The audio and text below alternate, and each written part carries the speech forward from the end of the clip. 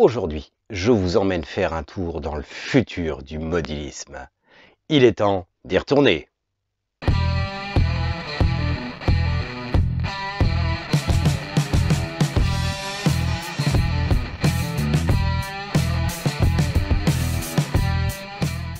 Bonjour à tous et bienvenue chez Painters. Et oui, aujourd'hui, pour l'occasion, j'ai mis le t-shirt qui va bien. Aujourd'hui, on va tester un laser encore plus puissant que ceux que je vous ai testés avant. J'ai nommé le Wizmaker 36 watts. Bon, 36 watts, ça commence à causer. Là, franchement, pour le modélisme, c'est largement puissant. Ça va couper, il y a des grandes chances. Maintenant, il faut voir à quel point, de quelle façon, est-ce qu'il grave bien aussi. On va tester tout ça. Et nous, ce qu'on aime, surtout dans le modélisme, c'est des lasers qui sont très précis. Et on va tester la précision. On a trouvé quelques idées de tests pour faire tout ça, qui vont être vraiment très très bien. Alors déjà, je vais commencer par vous présenter ce laser. Alors, ce laser 36 watts, si on va le voir sur le site, on voit qu'il existe en deux couleurs. Alors, préférez le rouge, c'est toujours mieux quand c'est rouge. Et on a pas mal d'indications sur ce qu'il fait. On peut voir comment il est conçu. C'est un laser qui possède 6 diodes, ce qui est pas mal, parce que ça permet de bien démultiplier. On nous annonce une précision qui est quand même énorme. Tout à l'heure, si on constate que ça grave à cette pression-là, ça va être vraiment bien. Et très rapide. Alors très rapide, j'en doute pas, parce que vu la puissance maximum qu'on peut atteindre, forcément on va pouvoir passer beaucoup plus vite. Alors comme beaucoup de lasers, à partir de 20 watts, on va pouvoir avoir des couleurs sur métal. Alors pour le coup, on ne l'a pas testé parce que c'est pas trop d'intérêt dans cette vidéo-là, et on a un projet beaucoup mieux à vous montrer. Donc ça va couper quand même très fort, que ce soit le bois ou l'acrylique. Et justement, on va tester un petit peu la coupe, voir ce que ça dit. Après, 36 watts, j'en doute pas. Donc voilà le bestiau. C'est quand même un beau morceau. Assez costaud, assez énorme. Alors, pour le réglage, on va avoir une cale à mettre et une grosse molette derrière. J'aime bien les grosses molettes derrière, comme ça, c'est quand même beaucoup plus facile à attraper pour régler. Vous avez un bouton d'arrêt d'urgence. Ça, c'est très bien. On ne sait jamais. Au cas où ça prendrait feu, c'est quand même une sécurité en plus. On peut, bien sûr, le connecter en Wi-Fi ou par câble USB, ce qui est pas mal. Vous avez aussi le lecteur de carte TF et on peut lancer le laser. Alors voilà la tête. La tête, elle est quand même très bien protégée. Il y a un petit écran. À partir de 20 watts, on a souvent ce format d'écran parce que la lumière est si intense qu'il vaut mieux protéger. Là, il y a l'entrée de l'air assist. Là, on va le tester sans aujourd'hui et vous allez voir que ça va très bien quand même. Bon, le site est très accessible, très facile, il y a beaucoup d'explications. Comme beaucoup de marques de laser, ils vous donnent quand même beaucoup de tutos, de choses pour aller plus loin, des petites précisions pour la gravure et tout. Il y a franchement pas mal de choses. On n'est pas perdu quand on achète un laser. Il y a vraiment de quoi trouver des astuces pour aller plus loin et pour parfaire ce qu'on fait. Ça, c'est vraiment bien. Le laser est d'un prix assez élevé parce que c'est un 36 watts. Mais pour un 36 watts, paradoxalement, il n'est pas si cher que ça. Surtout qu'il y a souvent des promos à surveiller et des codes de réduction. Bon, alors maintenant, on va le tester un peu. On va commencer par la coupe. Alors pour la coupe, en ce qui concerne le modélisme, je dirais bien que c'est presque ce qui va pas le plus nous intéresser. Oui, bien sûr, on va couper, mais 36 watts, ça va couper à coup sûr ce qu'on va faire en modélisme. On coupe pas souvent de grosses épaisseurs. Et là, ça va vraiment envoyer du steak. Par contre, on va voir si on va pouvoir couper très vite. Alors, pour la coupe, on va déjà commencer par notre fameuse tête de loup. Pour une fois, je ne vais pas commencer par une grosse épaisseur, on va faire sur du carton, ce qui va permettre de tester un peu la précision et la vitesse. Vous voyez là, à vitesse réelle, il va quand même très très vite pour le découper. Et il n'y a pas besoin de deux passages. Bon, je vais quand même vous faire gagner du temps et accélérer un petit peu la chose, parce que sinon ça va faire des longueurs inutiles dans la vidéo. mais on peut voir quand même que déjà à vitesse réelle, il va très très vite.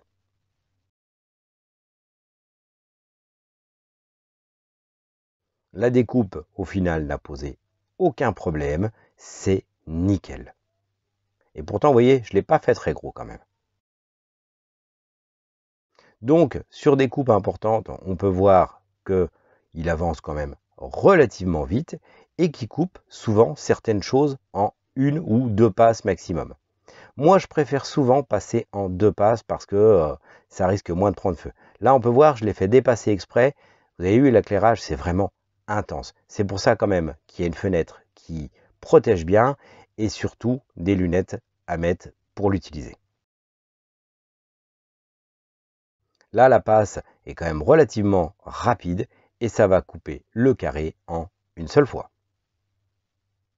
Si on essaye sur des supports plus proches du modélisme, ici du 5 mm, on va voir qu'il va aller très bien et très vite. C'est coupé au premier passage.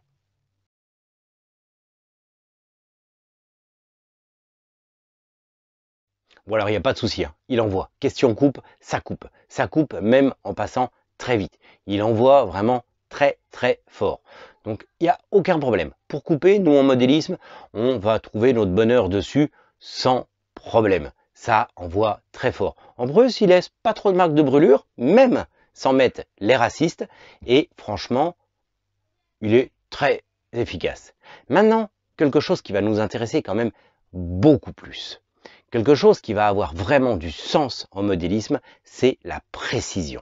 Il faut qu'il soit très précis parce que nos échelles sont souvent petites. Il va falloir qu'il coupe très précisément. Il va falloir qu'il soit vraiment très très pointu. Et là, on va voir un petit peu ce que ça va donner. Maintenant, ce qui va nous intéresser, c'est la précision. Là, je vais faire un test de gravure d'un personnage un peu retranscrit en tribal. Je l'ai fait en ligne pour que vous puissiez le voir, en appuyant quand même pas trop fort pour pas que ça le coupe non plus, pour que vous puissiez voir. Et on voit que c'est énorme. Les détails sont très très fins et pourtant il les a gravés nickel. Alors franchement, il est d'une précision époustouflante. Et encore, je pense qu'il faut que je règle encore un petit peu les courroies qui sont peut-être légèrement trop tendues. Mais il coupe vraiment avec une grande précision. Et puis très très vite. Pour le modélisme, c'est exactement la chose qu'il va nous falloir. Il va falloir quelque chose qui soit capable de couper petit et précis. C'est d'ailleurs pour ça que souvent, je fais des tests sur des choses qui sont de petite taille. Parce que on va pas découper des choses énormes. Bien sûr, les maisons, les bâtiments vont pas être si petits que ça, mais quand même, à l'échelle, tout ce qui est porte, fenêtre et tout, ça va être petit. Et si ça coupe très fin, très bien, sans rater, là, ça nous intéresse pour le modélisme. Et sur ce coup-là, ce laser est vraiment très précis. Bon, maintenant, autre chose qui nous intéresse aussi, que ce soit en modélisme ou pas, c'est la gravure. En modélisme, ça sert énormément pour texturer ce qu'on a fait. Ça va permettre de donner des effets pierre, bois ou autre. Et ça nous intéresse aussi de graver pour faire beaucoup de choses. Alors on peut graver bien sûr des images avec une faible gravure, une faible profondeur, qui auront peu de relief. Ça, je vais vous en montrer une vite fait pour montrer s'il grave bien ou pas. Mais nous, ce qui va nous intéresser, c'est quand même de la gravure qui donne un peu de profondeur et qui va pouvoir permettre de texturer vraiment en modélisme et faire déjà toute la texture des sols des bâtiments qu'on va faire. Et là, c'est là que ça va être intéressant. Et pour la gravure, on s'est dit qu'on allait vous faire un projet monstrueux. Et là, pour une fois, ça va pas être tout à fait du modélisme, ça va être un panneau cache pour les maîtres du donjon en jeu de rôle. Un beau panneau cache bien ornementé. Alors il nous manque encore des petites charnières et tout que j'ai commandé, que j'ai pas encore reçu au moment où je tourne la vidéo. Donc je vous mettrai une photo en plus en post pour que vous voyez à quoi ça ressemble une fois fini. Mais on va voir à quel point il est capable de graver, de texturer et de donner quelque chose de beau ou pas.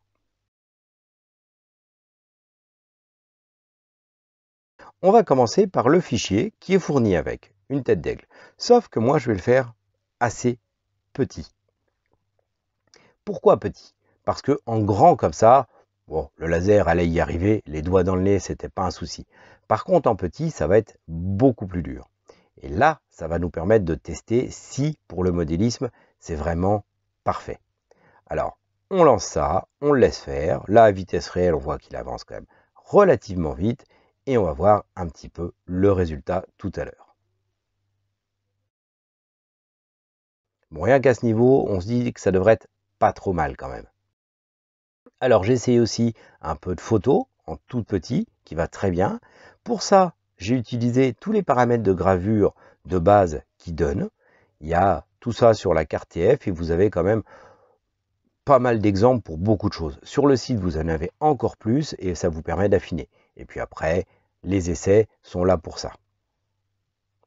Là, je vais essayer un yin-yang que j'ai tracé et je vais faire du remplissage pour voir à quelle profondeur il va pouvoir me le graver sans le brûler. Alors d'abord, je vais le tester sur de l'alu pour voir un petit peu ce que ça dit, s'il arrive à être suffisamment doux pour retirer la peinture qu'il y a sur l'alu sans le cramer en dessous. Là, on va faire notre fameux panneau. Un panneau pour mettre du donjon.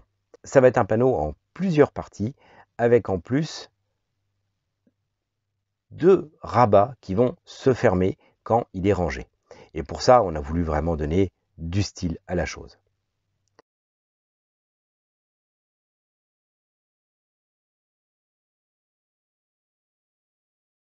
Alors la partie arrière, on la voit ici. Là, je vous l'ai mis en accéléré parce que forcément, vu la taille, ça prend un peu de temps. Donc on voit que la gravure a quand même pas franchement de problème. Il y a des endroits où la gravure est toujours un petit peu moins foncée, mais ça dépend aussi vachement des fibres du bois. Alors pour les fibres du bois, il ne faut pas hésiter à faire des tests avant pour voir un peu comment ça se comporte. Mais vous aurez toujours des orientations qui seront différentes et qui vont donner des fois des teintes un peu différentes, mais c'est pas grave du tout, ça fait aussi beaucoup le charme de la chose. Là maintenant, on va graver sur les côtés donjon et master, histoire de faire une plaque au final qui va faire 50 de long et 2 rabats qui feront 25 chacun, qui permettront d'avoir, une fois déplié, un grand cache même sur les côtés, mais aussi d'avoir un format livre une fois fermé et d'en faire un objet qui sera beau. Alors on a commandé des petites charnières exprès pour ça, mais je ne les ai pas encore reçues à l'heure où je fais. L'avantage d'utiliser un laser, c'est qu'une fois que vous avez gravé, il va vous le découper dans la foulée. Et ça, c'est pratique parce qu'au moins, ça sera très précis et toujours à la même taille. Bon, point de vue gravure, rien à dire. Il grave très bien et il peut graver assez profondément sans brûler. On le voit bien sur le yin yang en rose que j'ai fait, c'est gravé assez profondément et pour autant c'est pas brûlé. Donc c'est vraiment intéressant pour faire de la belle gravure. Sachant que si c'est un peu noirci, vu que de toute façon on va les peindre derrière, c'est pas très grave. Mais il faut éviter que ce soit trop brûlé. Et encore, je me suis pas trop attaché à chercher à affiner les réglages. J'ai utilisé les réglages qui donnent, qui sont pas mal dans l'ensemble, après à affiner légèrement. C'est pour ça qu'on a fait quelques tests.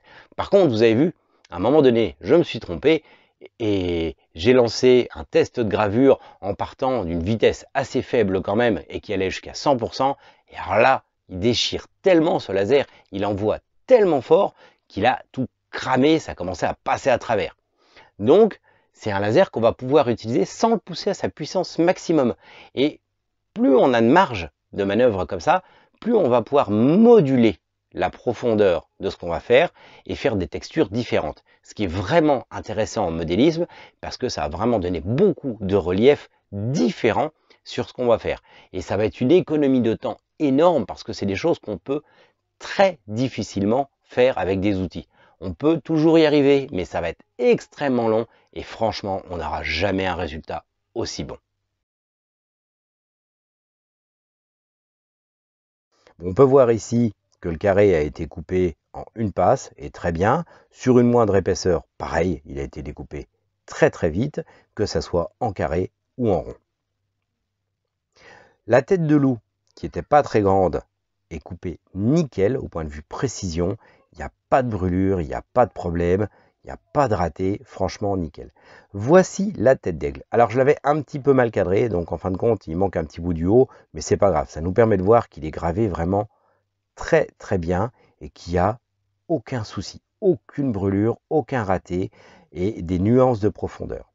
Le yin-yang, sur l'alu, pas de problème. Il a réussi à m'ôter la peinture sans le brûler. Et alors sur le bois, là franchement, c'est magnifique. J'ai réussi à le graver relativement profondément sans pour autant brûler. Il n'y a pas une marque de brûlure. Ça va vraiment nous permettre une grande précision.